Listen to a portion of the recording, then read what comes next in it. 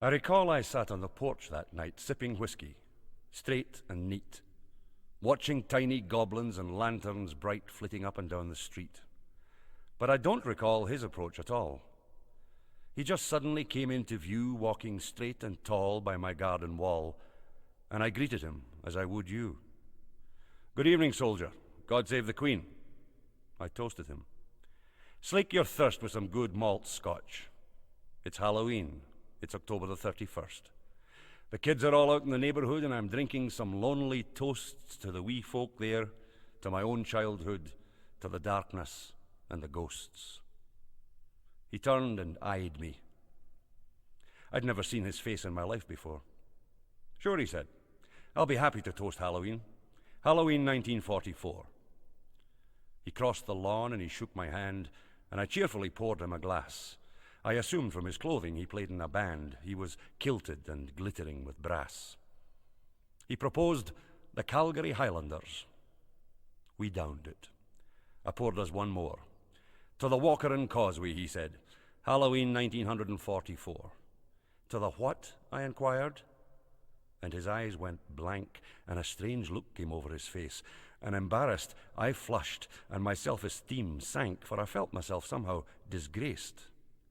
"The Walcheren Causeway." He said it again. "It's a roadway, a long, narrow belt of a road built out over the water and fen to a Dutch island out on the Scheldt. Just a high, built-up roadway, flat, narrow, exposed to the wind and the rain and the sleet. God, the first time we saw it, we never supposed we'd be crossing the thing on our feet. It was 2,000 yards long, and each exposed foot of it made it a breeze to defend for the Germans who held it. You see, they could shoot from the roadblock they'd built at their end.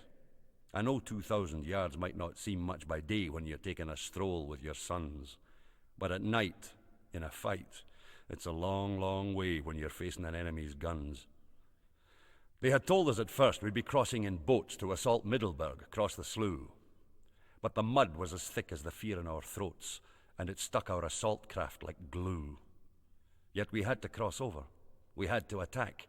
And by land there was only one route, and that route was the causeway. Straight, long, bare, and black.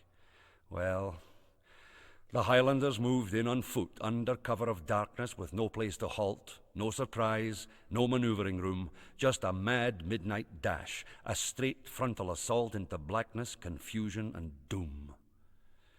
Jerry's mortars and field guns were well zeroed in, and the roadblock machine guns as well. But we had to approach them, engage them, and win. So we charged them like bats out of hell.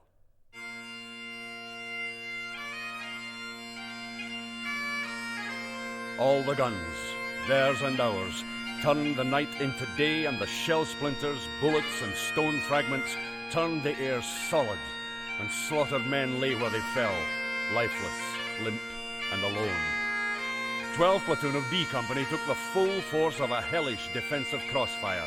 They were out in the front, unprotected, of course, and B Company had to retire. Daybreak came, and the sight of that shell-shattered road would have riven an archangel's brain. But D Company moved forward and took up the load, and the whole place erupted again. How they did it, God knows.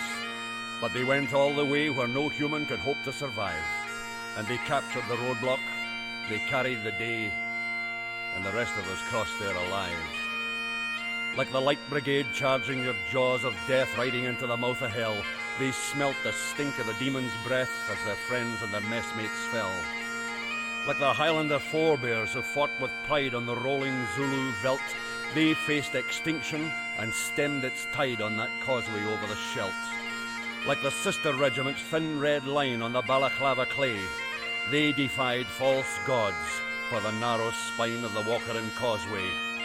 As the Calgary men took St. Julian in the war that had gone before, these ones captured the causeway to Walcheren and distinguished the oak leaf they wore.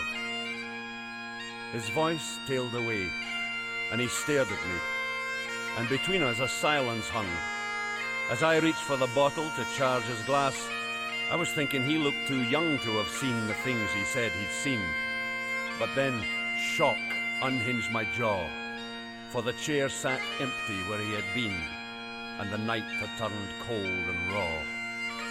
I jumped up and ran to the garden wall, and I searched the empty street, but I saw no sign of him at all.